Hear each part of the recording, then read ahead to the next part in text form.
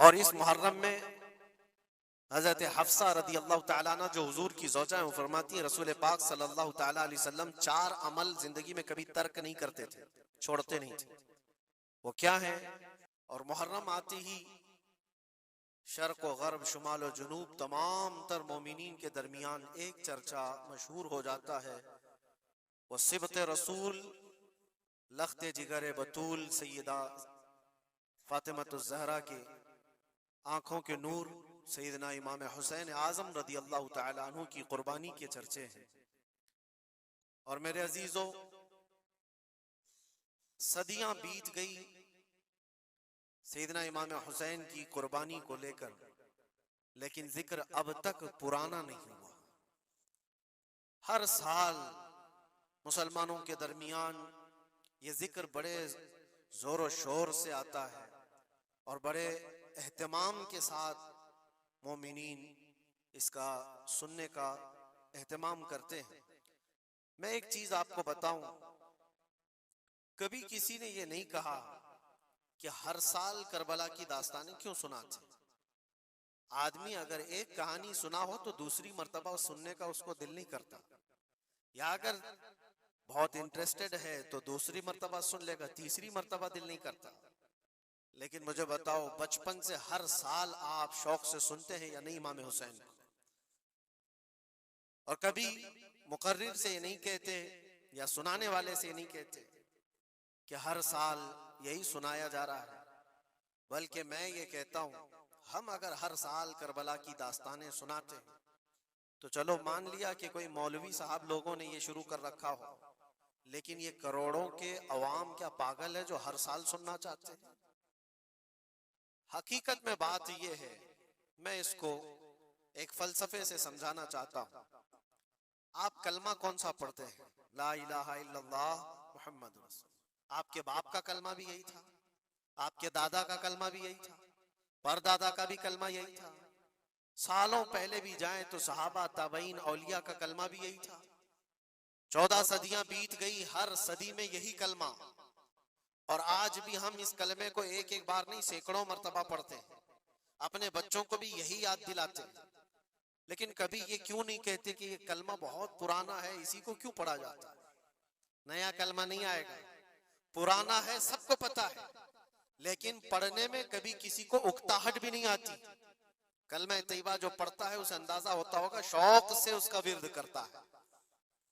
जहां पर भी जिक्र करके देखें आप ला इलाहा इल्लल्लाह मुहम्मदुर रसूलुल्लाह का, उकताहट नहीं आती, बेचैनी नहीं है, उसमें जिद्दत है, उसमें नयापन है। ये कलमा हर सदी का है, हर जमाने का है।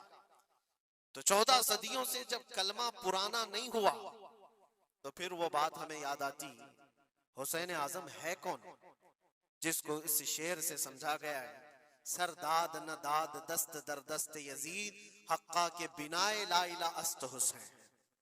सर दे दिया हाथ न दिया यजीद के हाथ में, और हक तो ये है कि ला इला की जड़ का नाम हुसैन है।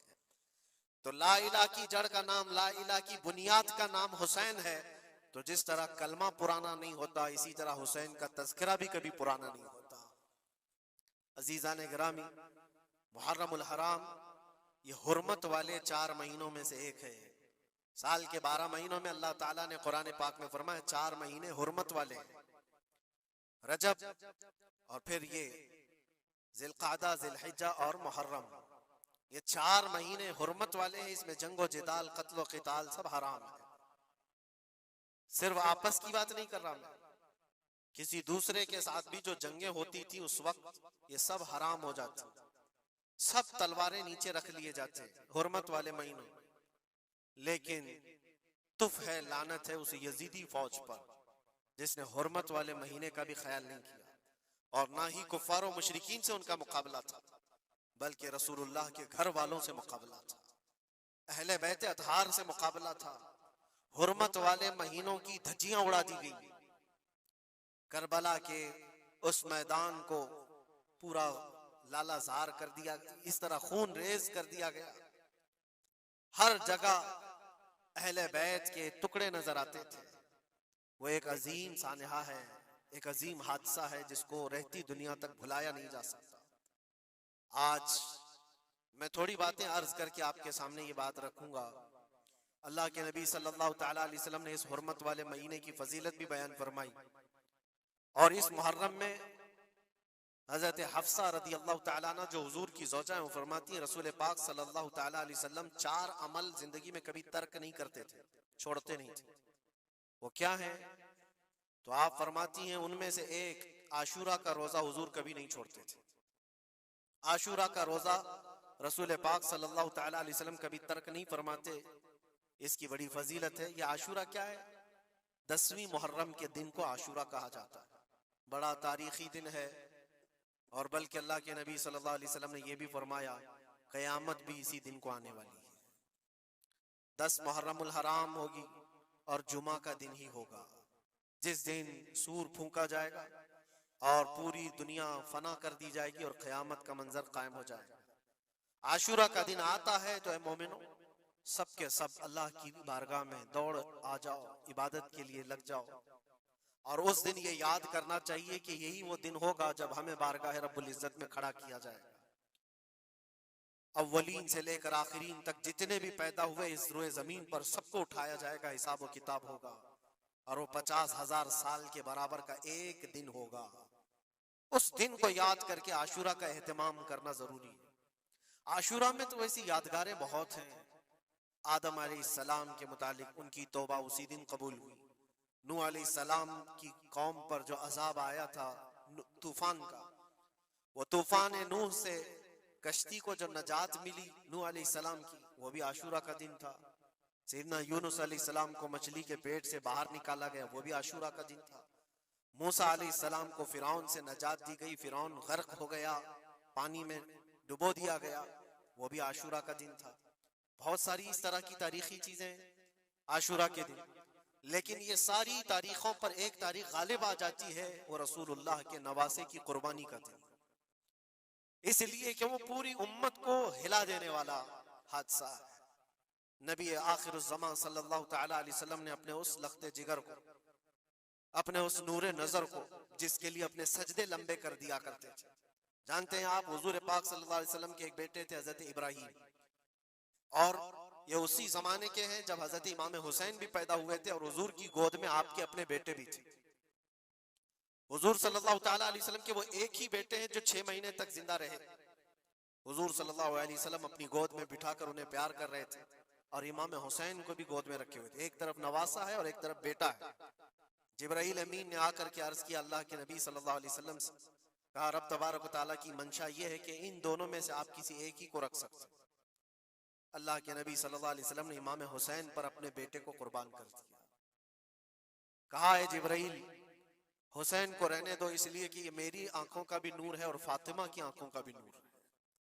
फिर चंद ही दिन के बाद हजरत इब्राहिम का इंतकाल हो गया। आप अंदाजा करें, जिस हुसैन आजम के लिए रसूल पाक सल्लल्लाहु अलैहि वसल्लम ने अपने बेटे को कुर्बान किया और मदीने की गलियों में जिसको अपने कंधों पर उठाकर सवार करते थे, इमाम हुसैन हुजूर के सल्लल्लाहु ताला अलैहि वसल्लम के कंधों पर सवारी किया करते थे। दोष नबुव्वत जिनकी सवारी हो, अंदाजा कर सकता है कोई? उस हुसैन आजम के चर्चे मदीने तैयबा में बचपन में ही आम थे। सहाबा इकराम रिज़वानुल्लाहि ताला अलैहिम अजमईन देखते थे, कभी हुजूर सल्लल्लाहु ताला अलैहि वसल्लम मस्जिद नबवी तशरीफ लाते तो ये दोनों शहजादे हुजूर के जुब्बे पर लटके हुए आते थे। कभी हुजूर मिंबर पर खड़े हैं तो एक शहजादा हुजूर के एक कदम को पकड़ा है, दूसरा दूसरे कदम को पकड़ा हुआ है। ये तो उनकी परवरिश थी जो बचपने की थी। सहाबा उनकी इस बचपने पर रश्क किया करते थे और सहाबा इकराम रिज़वानुल्लाहि ताला अलैहिम अजमईन अदब हद दर्जे का करते थे। आपको मैं बताऊं, अदब तो ऐसा था अहले बैत अतहार का। इमाम हुसैन की उम्र छोटी सी थी, इमाम हुसैन, और एक जमाना ऐसा था जब हुजूर पाक सल्लल्लाहु अलैहि वसल्लम के विसाल के बाद हजरत अबू बकर का जमाना आया। 2.5 साल आपने खिलाफत की। फिर उसके बाद हजरत उमर का दौरे खिलाफत शुरू हुआ। और हजरत उमर के दौरे खिलाफत को कौन नहीं जानता? ऐसे रोबो दबदबे वाला खलीफा कि लोग उनकी हैबत से कांपते थे। कैसर और किसरा कांप रहे होते थे। बड़ी बड़ी फौजें थर्राती थी उस नाम से, हजरत उमर के नाम से।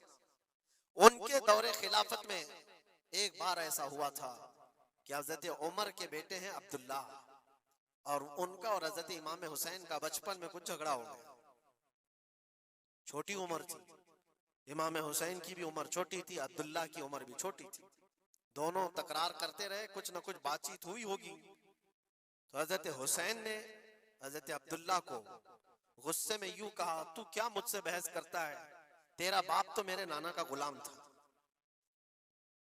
खलीफा वक्त हैं वो, और उनको इस तरह से कहा तेरा बाप आज जो खलीफा है वो मेरे नाना का गुलाम था। हजरत अब्दुल्ला को ये बात लगी, कहा मैं ये शिकायत अमीरुल मोमिनीन से करूंगा। वो दौड़ करके आए, खलीफा वक्त है जिसके सामने खड़े होने के लिए अच्छे अच्छे कांप जाते थे।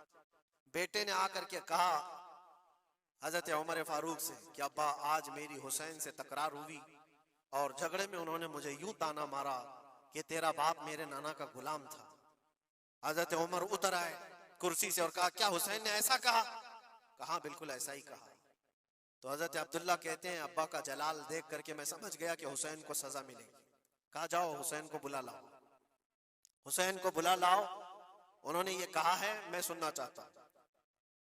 हजरत अब्दुल्ला दौड़े हुए गए, चंद और लोग भी साथ में आ गए कि हुसैन की पेशी हो गई है खलीफा वक्त के दरबार में, अमीरुल मोमिनीन उमर इब्न खत्ताब ने तलब किया है।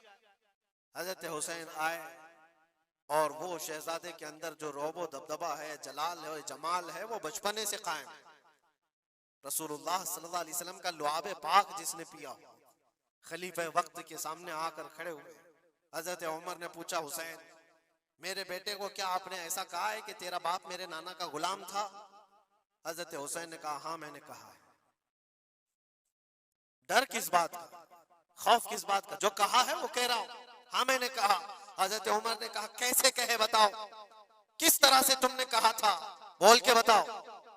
हजरत हुसैन ने कहा मैंने अब्दुल्ला से कहा तेरा बाप मेरे नाना का गुलाम था। हजरत उमर ने कहा और एक बार बोलो। हजरत हुसैन ने फिर कहा अब्दुल्ला तेरा बाप मेरे नाना का गुलाम था। हजरत उमर ने कहा और एक बार बोलो। 3 बार बोलने के बाद उनके दोनों बाजू पकड़ करके घुटने जमीन पर टेक दिया। हजरत अमीरुल मोमिनीन कहते हैं मेरी बख्शिश के लिए तुम्हारे जुमले ही काफी हो गए।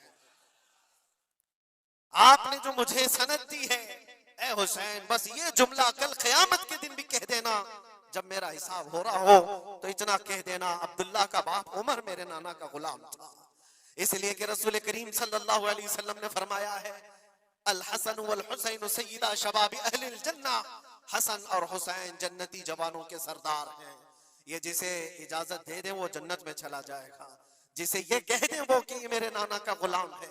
मुझे बताओ मेरे अजीजों, उस हुसैन आजम की बात मैं कर रहा हूँ, वक्त का बारौब खलीफा अमीरुल मोमिनीन उमर इब्न खत्ताब जिनके सामने घुटने टेक करके बैठे और कहे ये जुमला दोबारा कहो, उनका मकाम क्या हो सकता है? हद दर्जे का अदब सहाबा इकराम के अंदर था। और एक मर्तबा ऐसा भी हुआ था, हजरत उमर मिंबर पर खड़े थे, हजरत इमाम हुसैन अपने घर से दौड़ते हुए आए। ये वो मंजर था जब उन्होंने अपने नाना को मिंबर पर खुतबा देते हुए सुना है। जमाना उन्होंने आंखें खोली हैं हुजूर की गोद में, बचपना पाया है रसूलुल्लाह के घर में, और देखा है सबसे पहले खुतबा देते हुए तो अपने नाना को देखा था। लेकिन जब रसूल करीम सल्लल्लाहु अलैहि वसल्लम की वफात हो गई तो पूरा अंधेरा सा छाया हुआ था। हजरत इमाम हुसैन उनके मुतालिक है कि एक बार हजरत उमर मिंबर पर खड़े थे, वो दौड़ते हुए आए मस्जिद में। हजरत हुसैन को ऐसा लगा कि रसूलुल्लाह खुतबा दे रहे हैं। वो यादें कहां से जाती जो रसूलुल्लाह को खुतबा देते हुए देखा था।